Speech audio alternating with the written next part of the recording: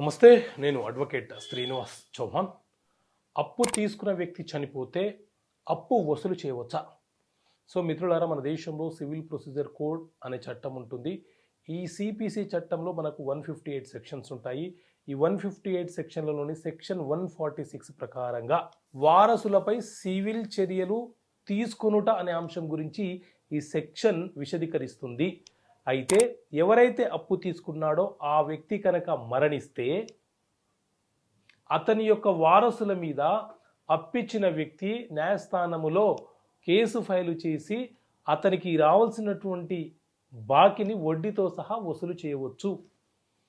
ఉదాహరణకు promissory note రాసి ఒక వ్యక్తి అప్పు తీసుకెళ్ళాడు, కానీ సడన్గా మరణించాడు అనుకోండి. అప్పుడు ఆ చనిపోయిన వ్యక్తి యొక్క వారసులు ఎవరైతే ఉన్నారో వారి మీద అప్పిచ్చిన వ్యక్తి కేసు ఫైల్ చేసి తనకు రావాల్సినటువంటి బాకీని వసూలు చేయవచ్చు.